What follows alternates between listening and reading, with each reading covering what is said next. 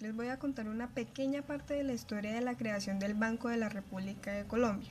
Este banco nace mediante la Ley 25 de 1923, en donde fue originada como una sociedad anónima y su creación costó de 10 millones de pesos en oro, de los cuales el 50% fue aportado por el gobierno, lo que hace que sea diferente de los demás bancos nacionales, extranjeros y bancos particulares. Esta entidad fue a la que se le confió de manera exclusiva la facultad de poder emitir la moneda legal colombiana. Se le autorizó para que actuara como prestamista de última instancia, administrar las reservas internacionales del país y actuar como banquero del gobierno. La junta directiva del banco se encuentra conformada por 10 miembros, representantes del sector privado y representantes del gobierno. Este banco se le encargó, por medio de la ley, de ejercer las funciones de regulación y control monetario bajo los estrictos parámetros de la ortodoxia financiera. Se le encomendó además fijar la tasa de descuento y la intervención para controlar a las demás tasas de intereses. La creación del Banco de la República constituye un elemento fundamental en la organización económica e institucional de nuestro país.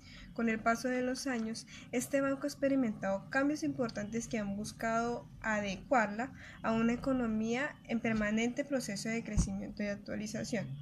Gracias a la creación del Banco de la República en nuestro país, hoy en día contamos con diferentes clases de bancos. Nuestros bancos se clasifican de acuerdo a dos tipos de criterios en específico, como lo son el criterio de la propiedad y el criterio de la actividad.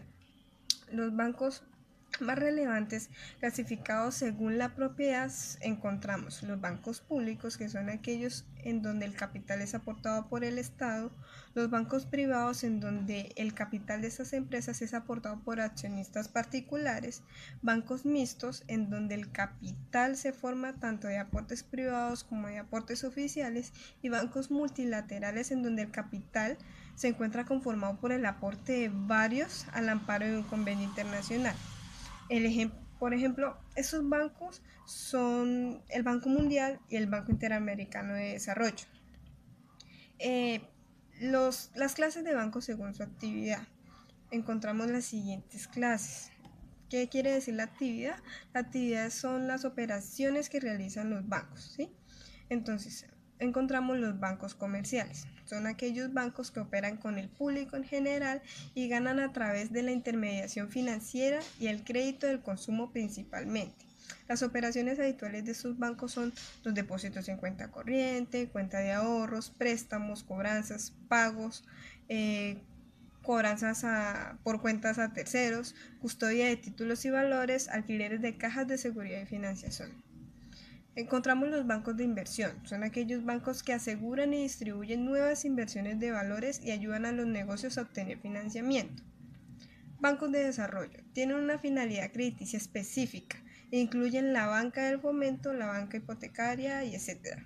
Los bancos centrales. Es la autoridad monetaria por excelencia en cualquier país que tenga desarrollado su sistema financiero. Es una institución casi siempre estatal que tiene la función y la obligación de dirigir la política monetaria del gobierno. Dentro de las funciones del Banco Central encontramos: tiene la capacidad de la emisión de la moneda de curso legal con carácter exclusivo, la regulación bancaria y el manejo de un encaje bancario. Es el asesor financiero del gobierno y mantiene sus principales cuentas. Se encarga de custodiar las reservas de las divisas y el oro del país. Son el prestamista de última instancia en el sistema financiero. Determinan la relación de cambio entre la moneda del país y las monedas extranjeras. Manejan la deuda pública y ejecutan y controlan la política financiera y bancaria del país. Aparte de las clases, también encontramos diferentes niveles del sistema bancario en Colombia. En Colombia, según los últimos estudios del ranking de los bancos cuya cuota de mercado en entidades financieras es de mayor nivel en el país y en nuestro sistema financiero, encontramos los siguientes bancos. Quien encabeza la lista es el Banco Bancolombia, el cual es una entidad que cuenta con el 20.4% con mayor participación por nivel de activos y cartera. De manera siguiente, encontramos al Banco de Bogotá con un 14,5%, Banco de Vivienda con un 12,3%, Banco BBVA con un 88% y el Banco de Occidente con un 67%. 4 de estos bancos se encuentran inscritos en la Bolsa de Valores de Colombia. Próximamente, quien entrará a la Bolsa de Valores de Colombia puede ser Davivienda.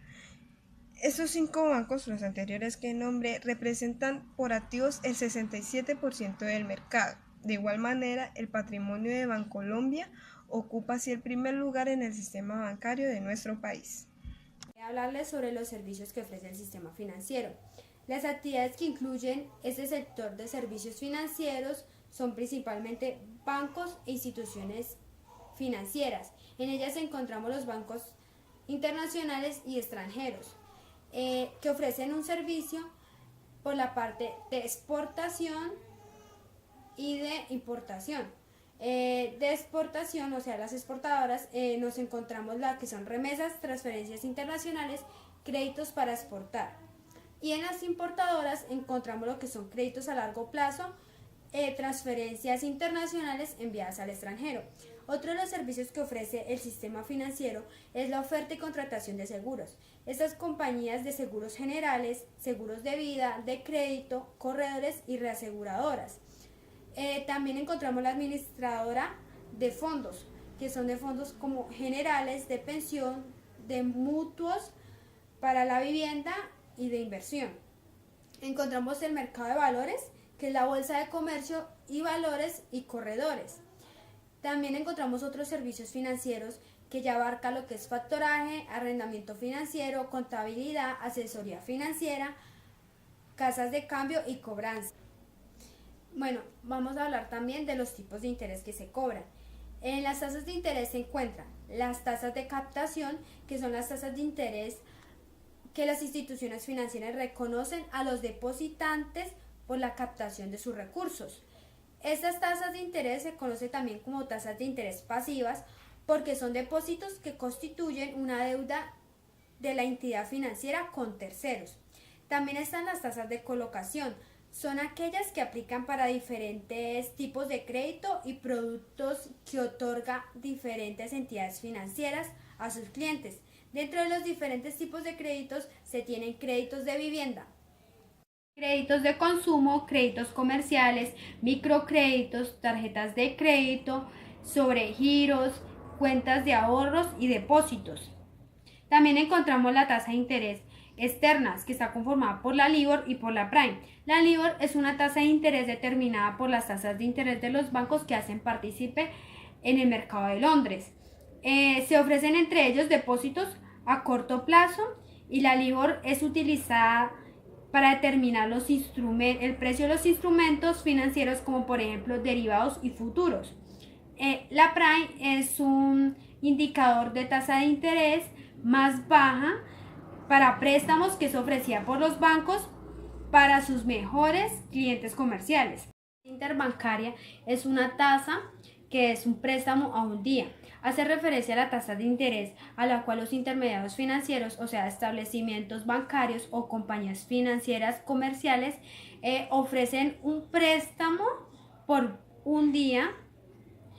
En plazo efectivo, los préstamos de un día pueden variar, ya que si llega a ser cerca al fin de semana o a días festivos. Los préstamos entre las entidades no colateralizadas, eso quiere decir que no requieren garantías, por lo que la tasa se refleja un riesgo crediticio asociado con las contrapartes involucradas en las operaciones.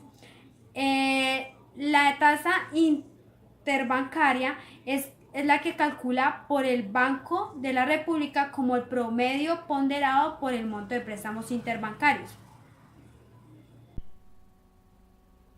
Hola, les voy a hablar del papel del Estado en el sistema financiero. Muchos países en desarrollo adolecen de bases impositivas precarias y presiones tributarias bajas, por lo que el financiamiento del Estado debe apoyarse obligatoriamente en el sistema bancario, con frecuencia por medio de encaje legal. Una base tributaria precaria e insuficiente tradicionalmente ha conducido a los gobiernos a recurrir a la impresión de moneda para financiar su gasto. Adicionalmente, en una situación en la que el crédito escaso se distribuye de acuerdo con criterios no económicos como las influencias políticas, predominan las inversiones que aportan poco a la economía, lo cual se traduce en bajas tasas de crecimiento global. Cuando se introducen cuotas de crédito en los bancos con el fin de promover el desarrollo de las regiones y de sectores prioritarios, los segmentos no privilegiados pueden quedar marginados. La esencia de la banca es la ventaja comparativa de obtener información en un mundo donde esta es asimétrica. La vigilancia por parte del Estado restringida, tanto por el elevado grado de información necesaria sobre las actividades de los bancos y sus prestatarios como por la subjetividad en el análisis de la misma. En esta situación, la eficacia del Estado regulador reside en el poder de consecución de la información, más que en el poder sancionatorio que pueda ejercer. La falta de protección de las autoridades ante eventuales acusaciones de intervención injuriosa e incluso de expropiación indebida impide que éstas actúen de forma oportuna y contundente en la prevención o resolución de crisis bancarias. Esto explica que las acciones de los reguladores sean casi siempre reactivas, tímidas y a veces negociadas con los mismos bancos afectados. Los reguladores en la mayoría de países han sido incapaces de forzar el cierre de instituciones insolventes en el instante en el que esta situación se produce. Como agravante de esta situación, es claro que la calidad de la gestión y supervisión bancaria es endógena a la situación patrimonial de los bancos. La calidad de la gestión depende del capital que esté en juego y la calidad de la información que posea el regulador sobre el banco y sus prestaciones.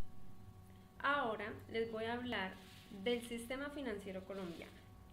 Durante los años 70 se introdujeron una serie de innovaciones en el sistema financiero, en respuesta a la gran demanda de crédito que caracterizaba una economía en crecimiento como la colombiana. En particular, se crearon las corporaciones de ahorro y vivienda y el sistema de ahorro UPAC, como instrumentos para la captación de recursos para préstamos a largo plazo, para contribuir a la ampliación del sistema financiero. En el 79 se crearon las corporaciones de financiamiento comercial. A pesar de lo anterior, en los años 70 el sistema financiero colombiano era bastante limitado. Operaba bajo un esquema de banca especializada, había muy poca diversidad en las operaciones, estaba altamente subregulado y se restringía la entrada de nuevas instituciones, lo que reducía la competencia. Las tasas anuales de interés reales antes de los 70 presentaban fuertes oscilaciones e incluso llegaron a ser negativas. A comienzos de la década del 70 se presentó una disminución paulatina de las mismas, llegando a ser negativas en el año 72 y el año 73, hecho que impidió un margen de ganancia a la actividad financiera.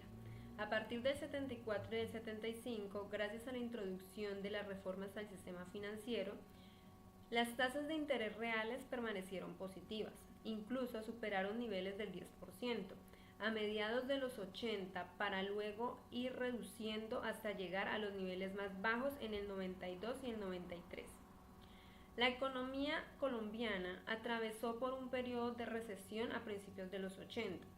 Esto unido a las deficiencias en la supervisión de las instituciones financieras condujo al deterioro de los índices de rentabilidad y de calidad de la cartera, lo que produjo al descalabro de varias instituciones. Las medidas que se tomaron para conjurar la crisis fueron de dos tipos. Por una parte se encontraban los de corto plazo, como la nacionalización y la oficialización de los bancos, cuya situación era más crítica. Beneficios que tienen los bancos por parte del Estado. Uno de los más relevantes de beneficios que tienen los bancos, y por cierto otorgado de una forma disimulada porque se trata de considerar la provisión por incobrabilidad de los préstamos, es la reserva de saneamiento, como un gasto necesario para la generación de la renta imponible, es decir, no se expresa abiertamente como una exención de impuestos. Para facilitar la comprensión de la magnitud de este beneficio, es preciso referirse al tratamiento que se les da a las empresas del sector real de la economía referente a la incobrabilidad de las cuentas comerciales. A las empresas del sector real de la economía se les permitía que se deduzca para efectos del cálculo del impuesto sobre la renta, es decir, como gasto necesario para la generación de la renta imponible, las cuentas que demuestren ser incobrables. Para ello, la ley del impuesto sobre la renta les pone algunos requisitos. En cambio, a las empresas del sector financiero se les acepta como deducible para el cálculo del impuesto sobre la renta la provisión por incobrabilidad, dicho de otro modo, lo que estimen que el futuro será incobrable. El único requisito que deben cumplir es que la Superintendencia del Sistema Financiero les requiera esa estimación.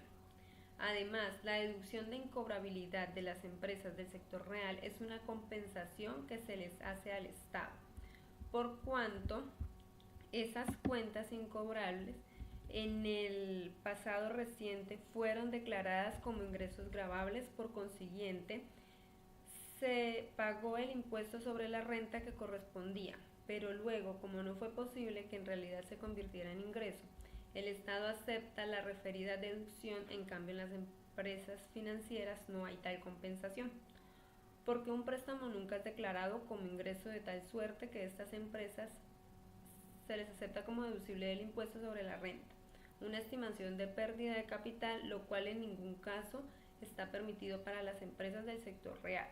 Para estas, la pérdida de capital solo es posible compensarlo con una ganancia de capital. Se encuentran préstamos y contingencias y sus provisiones en los bancos, también dado por el Estado hacia ellos. Otro beneficio disimulado es la provisión sobre los bienes recibidos en pago de créditos, como préstamos y fianzas. Esta provisión también es deducible para efectos del cálculo del impuesto sobre la renta. Este requerimiento de los reguladores del sistema financiero solo tienen el propósito de presionar las empresas financieras para que se deshagan lo antes posible de esos activos. En otras legislaciones, esa presión consiste en deducir el patrimonio, el valor de esos activos, con lo cual se ven constreñidas venderlos lo antes posible porque les impacta su capacidad de crecimiento. Gracias.